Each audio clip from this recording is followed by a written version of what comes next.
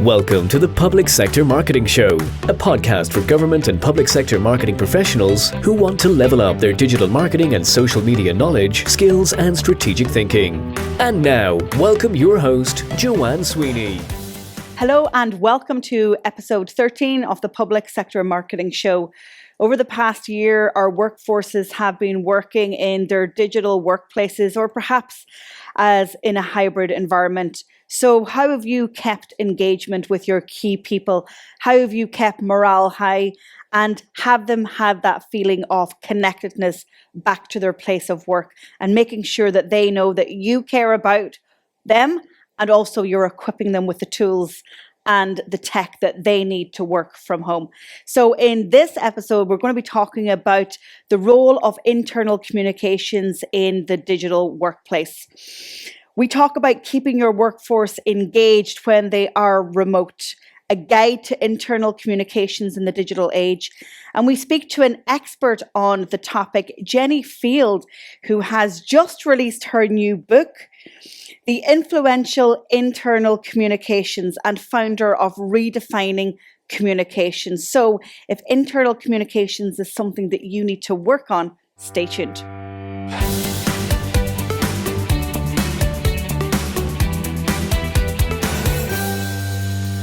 In today's column, I'm going to discuss how to keep your workforce engaged in the digital age. Some employers are going so far as to give staff the opportunity to work from home on a more permanent basis and after we can get back to some sense of normality after COVID-19 or beginning to learn with COVID-19 in our society. So that means that government and public sector in particular need to pivot and need to be better at internal but also internal digital communications. I've got some tips for you. The first thing is let employees share their voices. You need to lead by listening and making sure that people feel heard, understood, and also that what they're saying is going to be implemented in some way, if possible, and of course, if applicable. And also, how are staff going to share their voices? How are they going to be heard? If they're not working back in the office, you can't have the water cooler conversations, the side chats over a cup of tea or a cup of coffee. They're very meaningful conversations. People feel hugely connected. But what happens when we don't have that environment? You need to put the processes and the digital channels in place so that people can share their voice, give their feedback, and have an opportunity to be heard. You've also probably realized by now that you need to streamline your internal communications in that when you don't have people all together in one building or on one site, that the comms can be very disjointed. So you need to put your digital tool kit together and get the tech in place. We've seen Meet, Zoom, Google Meets, and other platforms become hugely important in the past year as we've been social distancing. Some of them haven't been great. The whole world has been on the internet and that has caused some issues with internet capacity and connectivity. But as a more long-term strategy, what other tools can you implement? Do we always need to have a Microsoft Teams meeting? Can we actually use something like Slack as a mobile app to have contextual conversations and where there is a thread and where we can share documents and links and it doesn't require huge bandwidth? Are we overusing email because we're not beside each other in the same office? Is email really the solution? How about recording a tutorial or an explainer, a screen share, for example, and sending that off? How about using voice and video as opposed to death by email or death by text overload? You also need to be clear on your internal comms KPIs, key performance indicators, and what do you want to achieve? So are you looking at the email open rate? Are you looking at the engagement rates in your internal staff communications channels? Are you looking at logins and comments and engagement with content? Are people actually showing up to your virtual meetings or your virtual networking events? Make sure that you have the goals and the KPIs defined. And then we need everybody in the organization to contribute and collaborate when it comes to internal communications. It's not just the role of the comms or the internal communications manager. This really is a team effort. And what we really need to see for internal comms to progress and to succeed is the breaking down of silos and the breaking down of hierarchies within organizations. We need to realize that everybody has a role to play in digital communications and collaboration within our organization. This is about scalability, and this is also about meaningful conversations. So don't just have a broadcast and go strategy where you put the message out there on the internal platform, you publish, and then you turn your head away. You really need to get that meaningful engagement and understand what's working. And if it's not working, try something else. So get the feedback. Internal comms is complex. It has proven to be even more complex because of the digital workplace. And that is probably going to continue into the future. Countries such as Ireland, for example, are looking at legislation where people have the right and the option to work from home. So listen to the next interview. We've got Jenni Field coming up, and she has some brilliant insights. Level up your digital skills by taking our diploma in digital marketing, plus gain an industry qualification. Use the code DigitalMarketing20 for a 20% discount. Visit publicsectormarketingpros.com. It would be really useful if you had a guide to internal communications in the digital age. So between this segment and my interview with Jenni, hopefully you will have that by the end of the show. So I have a little piece of advice, and that is go in before you go out.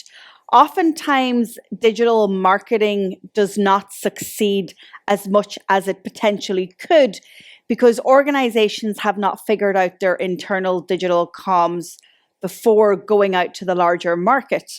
And so they are hamstrung by hurdles and by objections from their staff. So go in and communicate and engage with your staff before you go out to the public and try and get them engaged. What you want to do with your internal comms is prioritize keeping your people informed. If you're sending out press releases, having press statements, making announcements, are your staff hearing it first with the public? Are they hearing it in the media or in a tweet? It's good to make sure that your staff are informed at least simultaneously to journalists. With good internal comms, you're building a culture of openness. You're building an environment where people are encouraged to speak up, where people are encouraged to have their say, where staff and individuals know that when they speak, they will be listened to. It's also useful by leveraging digital tools and tactics that you can increase employee engagement. Employee engagement is really important. It increases the attractiveness as your organization for a place to work. It also has an impact, indeed, I think, on the final external comms as well, especially when all the eyes of the media and scrutiny are on government and public sector agencies. You want to build that sense of trust and transparency also from an external point of view, but you cannot do that if you really don't get your own house in order first.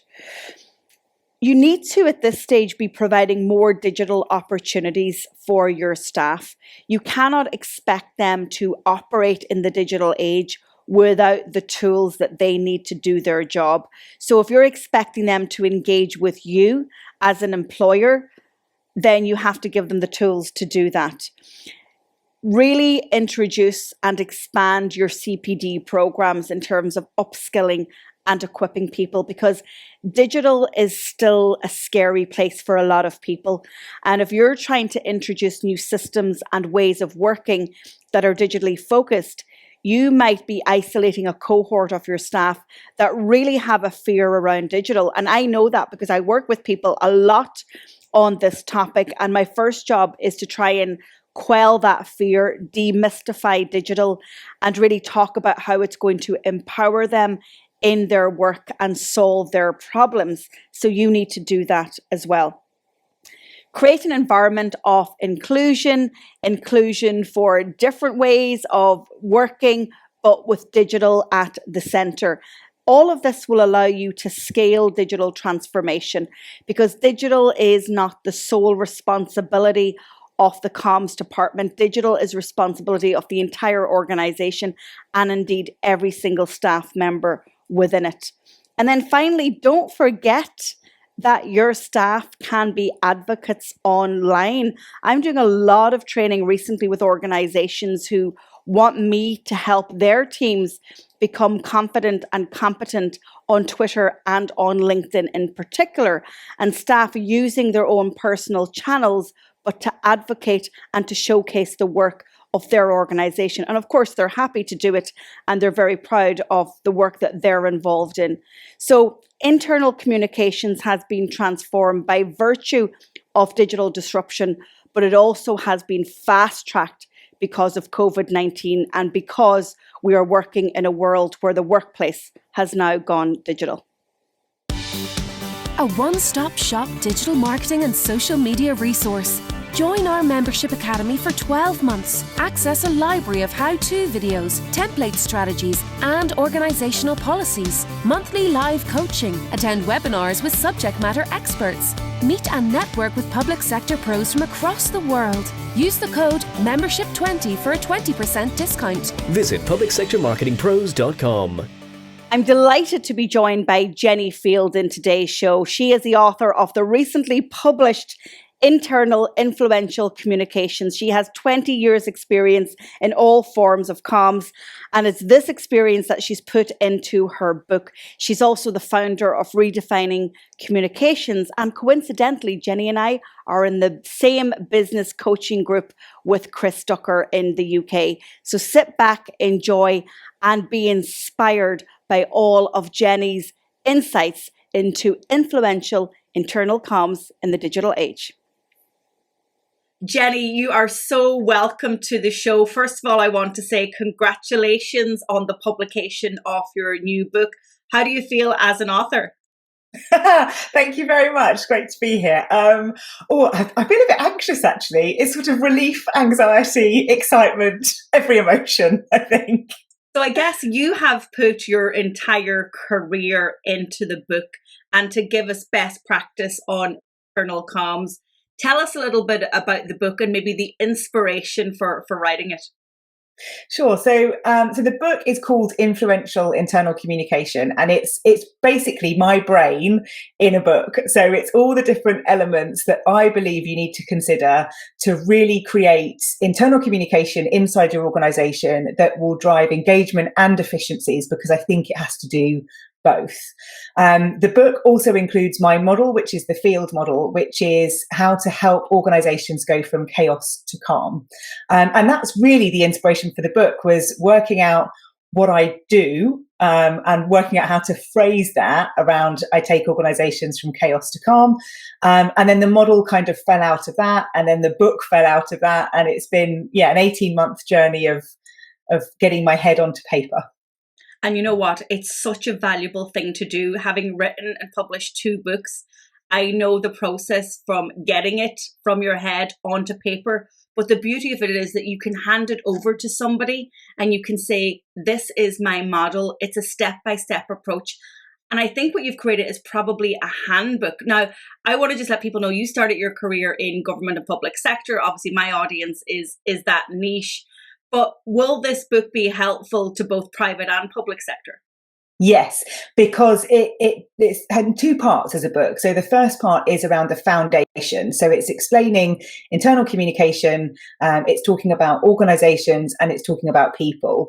And anyone can read the whole book. And it's one of those books that's aimed both at communication professionals and marketing professionals, but also business leaders and chief operations officers and all those different roles that you might have. So the first part is the foundations, and then the second part is the model. And as I talk about the model, I go on to talk about how you can apply it to teams, how you can apply it to mergers and acquisitions, how you can apply it to growth.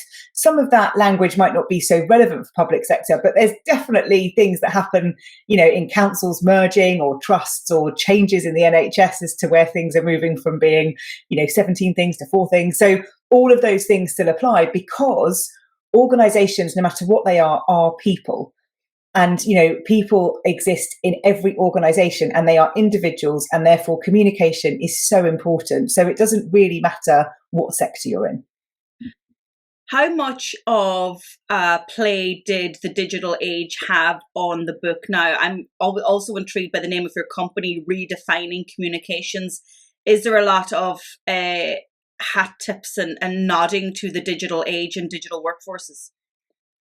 There is a little bit. There's also a bit of a nod to COVID and the pandemic because it was written while that was going on.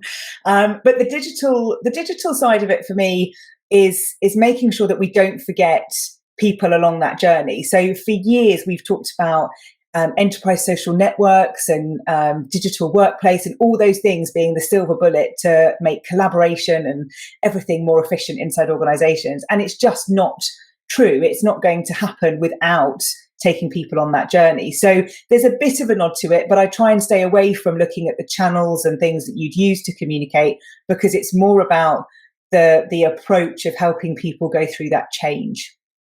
So give us some insights. And I have a copy of the book for one of our listeners / viewers.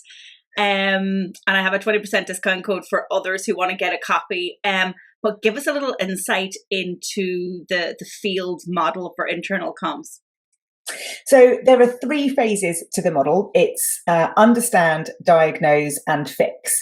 And I always use a medical analogy when I talk about the model, because what we often do in organizations is we treat the symptoms. So if we take that in everyday life, I might have a headache and I might then go and grab some painkillers because it's going to get rid of the headache.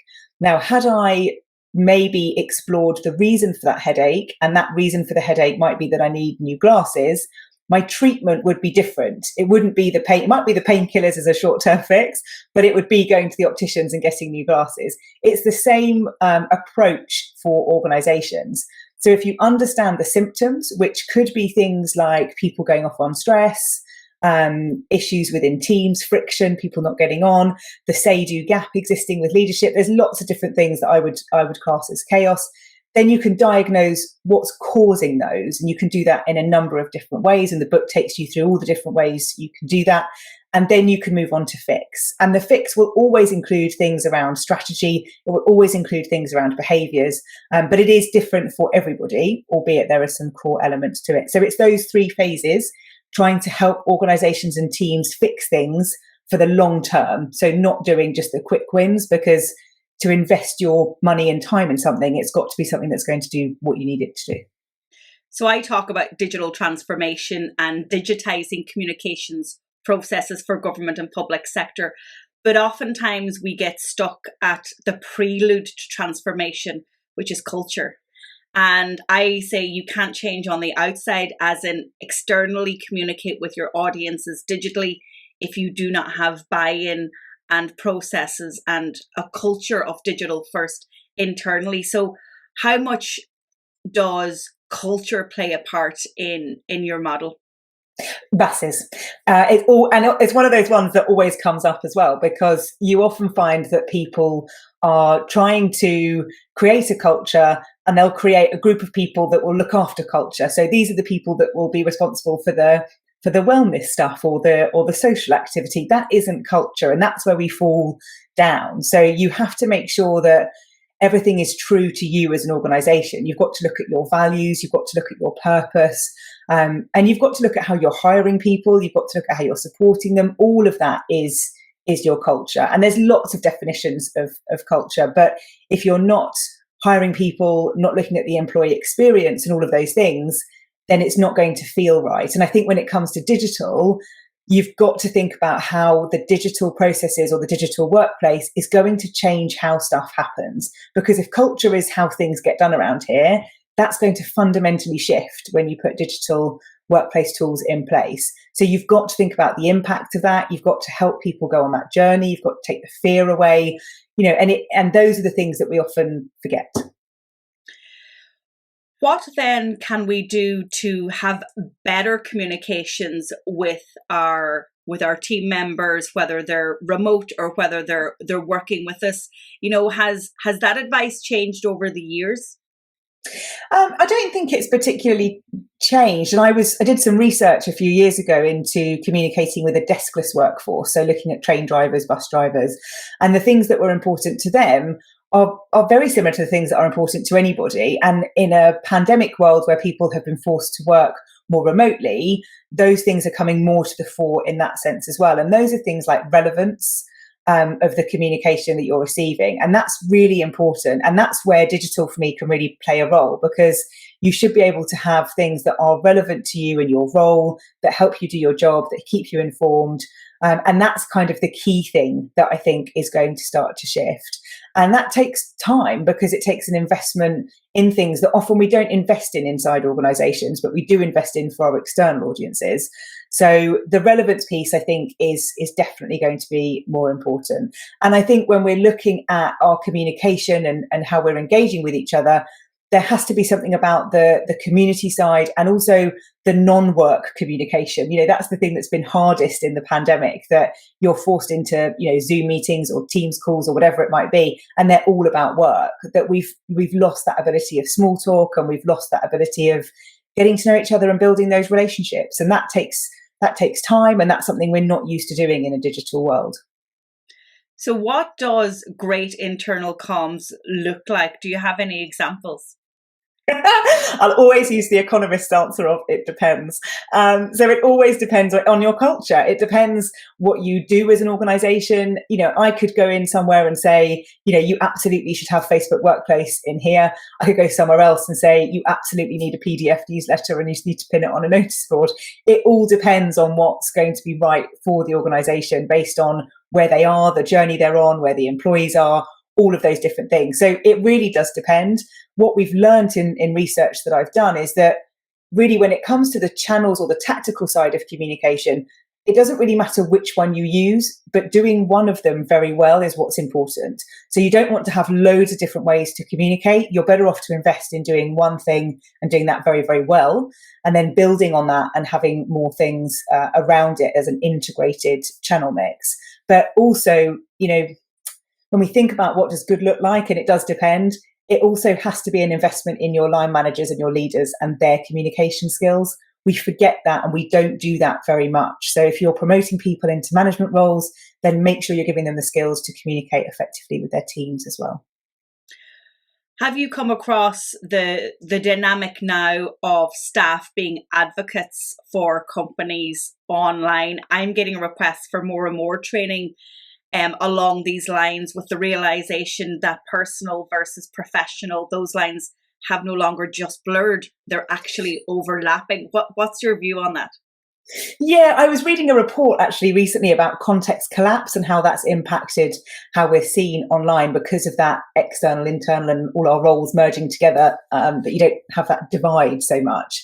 So yes, I think that is going to play a role. I think employee advocacy has been one of those things that's been around for a really long time, and people have very different views on those.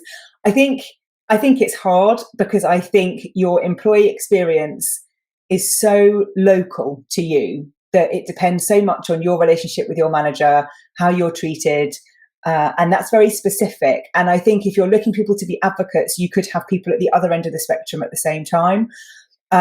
I think there's also just so much fear around what can I say about where I work, what's allowed, what do I have to declare as an ad under the ASA guidelines from influencing? There's lots of things to consider now that maybe weren't as considered when social media first came on the scene. So I think it's something people are looking at, but for me, it's got to be genuine. If you're looking for people to be advocates and you're looking for people to really, sing the praises of your organization and make people understand more about what you're doing, then you have to be a very purpose-led organization. Brands like Bowl Foods, Innocent, Patagonia, Timpson's, there's lots of brands out there that are very purpose-led as organizations, and that's where you will get advocacy. Trying to do it, as a FTSE 100 and your main goal is shareholder return, or try, is going to be difficult. But in the public sector, you're going to have, you should have an absolute army of people that are there, because of the nature of people that work there are often very purposeful and purpose-led individuals. So it should be a breeze.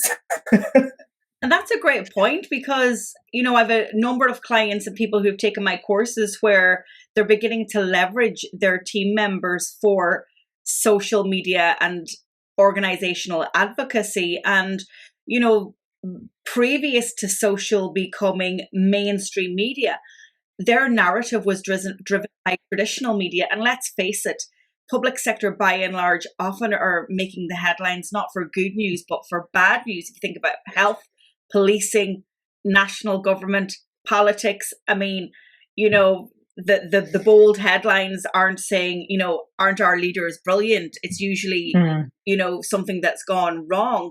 And so now stepping into the breach and staff telling their own stories about, patients that they care for, their other colleagues who've gone the extra mile, that's a very different narrative, right, in the public domain.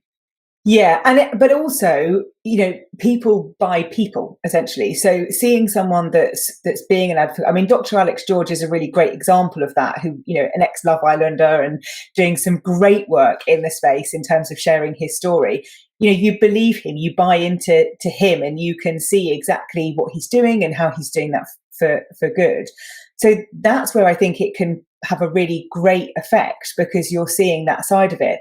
Where it's difficult is where you'll have people that, will want to speak their truth. And that's quite a phrase that's coming up this year of, well, this is my truth, just because it's different to yours doesn't make it wrong. No, it doesn't. But if you've got someone and you've got an advocacy program and people are not having that experience, you've got to be prepared for them to share that as well. So there's a lot of risk and reputation to consider in it that I would always be cautious of, but I'm always on that more cautious end of those things than the free-for-all. So what would you say to somebody who's perhaps working in a comms role or a digital role, and what they're struggling with in the main is that they want to scale digital communications, realizing that the subject matter expert over in the research department has all of this knowledge, but they're completely allergic to social, allergic to digital, don't use it personally, and feel that it's not their role. However, the comms person is saying, well, you have information that the public will just, consume, and you're probably the hero. How can you negotiate those relationships? So that for me is all about being a coach and an advisor when you're a communication professional. And if you're working as a senior communication professional, those are the skills that you want to be looking at. So you've got to help people feel safe, and you've got to help them understand that you're with them and that you're not putting them at risk, because it is fear that drives a lot of that. There's a great book called Get Social, which I read a few years ago, and it talks about that fear and overcoming that for leaders, which is often what it is. So for me, even applying my model to that is understand what's really making them not want to do it. Have that conversation of, what's stopping you? What's making you feel that you don't want to do this? Because quite often it might be the platform, and then you can say, great, well, why don't you give me the content and I'll do it? And you have to gradually take them on that journey. If you then say to somebody straight away, right, here's a Twitter account I've created for you, go forth, then they're not going to do it. So you've got to do those little steps. We said earlier about what does good look like for internal communication. I said for some people it will be an app, for others it will be a notice board. It doesn't mean that you're not going to get to the app in the end, but you've got to take people on that journey. You can't often go from nothing to amazing digital transformation, because it takes a while for people to get there. So have that end goal in mind of what you're aiming for. If you've identified that person, I want them to be doing thought leadership pieces, I want them doing this, great. Give yourself, maybe 3 to 6 months to get there, and invest time in that person to help them get there. And that's the difference, is investing your time in enabling that to happen. And if you're very clear as that's your goal, then investing time in them will be really easy, because it will become one of your priorities. That's brilliant advice. Communications professionals need to be coaches. I love it. And it rings true, because any study that you read on why people leave their job and move to another company, more often than not, the reason is not monetary. the reason is because they didn't feel valued. So investing time, it makes so much sense when you say it like that, doesn't it? Yeah, and it is everything. I talk a lot about busy being a myth. People saying, "Oh, I'm really sorry, I've just been really busy." It's nonsense, because actually all you've done is just not prioritize that piece of work. It's an easy thing to say, "Oh, I'm sorry, I haven't got back to you with that. I've been really busy." Well, why wouldn't you just say, "Oh, I'm sorry, I haven't got back to you with that. I've just had to prioritize some other things," which feels a bit weird, but it's absolutely true. And I'm very clear, I suppose, in terms of the goals I'm trying to achieve. I always have been when I worked in-house. And it's if it's important to you, you'll do it, and you'll find the time to do it. And if you're looking to build employee advocacy, if you're looking to do digital workplace transformation, you have to invest in people, and your time is not best spent with the tech necessarily. Your time is best spent with the people to take them on the journey. Oh my goodness, I'm never going to send an email again and say, "I'm sorry, it's taken me 2 days to get back to you. I was busy." I'm going to rethink that. That's brilliant. Let's talk for a minute about crisis comms. One of my favorite topics when it's not my crisis. I don't mind managing somebody else's digital crisis, but I often see that we have maybe in organizations where the crisis is happening and everybody's focused on the external comms and what the media are saying and what's being said on social, and maybe forgetting to actually tell their staff first. Do you touch on that on your book, or do you have any insights?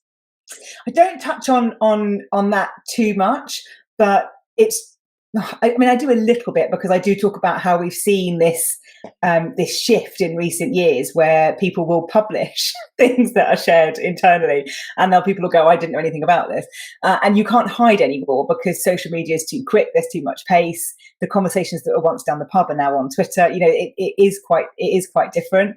So you do have to be mindful of that. That's just about alignment of different communications functions inside organizations. And predominantly internal communication sits within the corporate communications function. Sometimes it sits in HR, but predominantly it's in the corporate comms function. So it shouldn't be this much of a disconnect between what's going on outside and inside. But it is about making sure that you can get through the layers of the organization. And that's the bit that is harder. It's quite easy. Oh, I'm going to get lynched for this. It's quite easy to send something out to the masses because you've got a lot of ways of doing that, and then people will amplify that and share it. If you're sending out something and you've written it on your intranet and you've got 10,000 people to reach, of which 8,000 are offline workers, doing bin collection, garden waste, NHS frontline, whatever they might be, for that news to reach all those people in time is really hard, because you don't have that accessibility. So there's lots of things to think about. But I think it will get better. I think it is getting better, but I think it can lead to a lot of challenges and risks for people. But there's much better books on crisis communication than mine is. Amanda Coleman's book on crisis communication is excellent, so definitely one I'd recommend. Brilliant. Thanks for the recommendation. I've got a final question for you, and it relates to silos in organisation. And traditionally, government and public sector are very hierarchical. So people get jobs and they have grades. I've always felt that doesn't just align with, an ambition and a vision to have great internal comms. Also, when I'm looking at digital transformation, it is those exact silos and that hierarchical nature that prevents transformation, because digital is everyone's responsibility. Do you have any insights on silos, grades versus having an open and shared floor, if you like, flatline? So I think this is absolutely the challenge that we've got with public sector. And, my experience when I worked in public sector was exactly that. And that's going back quite a few years now, of it being very hierarchical. I've worked in organizations where there are grades and you go from grade to grade and all of those things, but not as hierarchical as public sector. Now, that is a very big sweeping statement. And I'm sure there are pockets, where it isn't like that. But there is something in the nature of the way the organizations are structured and the cultures that exist that are very much aligned to that hierarchy. Part of that journey, therefore, of digital transformation is to change culture. So you're doing both things at the same time. And you have to have buy-in from the senior leadership team to do that. Because if you don't have the senior leaders bought into the fact that digital flattens hierarchy, it's going to be a tricky journey and a tricky conversation to have. So I think it's being able to identify the stories around the digital transformation that will drive that change, if that makes sense. So where you're trying to find the ways of, well, if we do this, this is what will happen, and it's okay. And it doesn't mean that you don't have, the authority or anything like that. It's trying to understand what it is people are scared of losing and then trying to offset that by what you're gaining. And I think that's part of the stories that you need to tell. Oh, you're so insightful. I can't wait to get into the book. Now, let's leave people with one takeaway. If there's one thing that they can do immediately to try and improve internal comms, and I know that's kind of like, that's a really big question. Is there something where they can take action that's meaningful, but yet it's easy to do? So don't take the symptoms at face value. So if someone's coming to you and saying, this is going on, can you please do a poster campaign? I mean, they wouldn't do that now because we're mainly digital, but, don't take that on face value. Be curious. It's okay to ask questions. And our curiosity is our biggest strength as communicators. So that's the big thing to start doing now. Jenni, what an absolute pleasure to have you on the show. Congratulations once again on the book. Thank you. And I think you're going to be busy. I'm predicting that you're going to be really, really busy. But thank you for putting everything into a book. I think books are so important. Obviously, I love digital, but I also love books. And people say to me, your book is great. It's a handbook. And I think yours is going to be that handbook that people can go to and refer to. And so, I will watch you with interest and progress. But thank you so much for joining us on the show. Thank you so much for having me. Level up your social media skills by taking our diploma in social media, plus gain an industry qualification. Use the code SOCIALMEDIA20 for a 20% discount. Visit publicsectormarketingpros.com. Thank you so much for tuning in to this episode of the Public Sector Marketing Show. And as always, I've got a freebie for you. Today, I've got a free copy of Jenni Field's brand new book. So what I want you to do is to comment on your favorite social network and tag me and let us know what your favorite quote from today's show is. Jenni has also kindly given us a 20% discount code off her book. So you need to go over to publicsectormarketingpros.com/podcast and find this episode.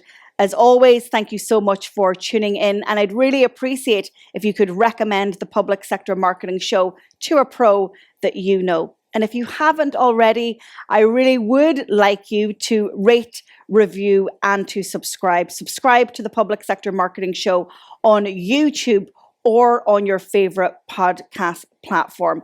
Until next time, stay digital, and I'll talk to you on the next show. Thank you for tuning into this episode of the Public Sector Marketing Show. This episode has ended, but your digital journey can continue. Head over to publicsectormarketingpros.com to access resources and links mentioned in today's show and to connect with Joanne and her team. Until the next time, be sure to subscribe, rate, and review on your favorite podcast platform.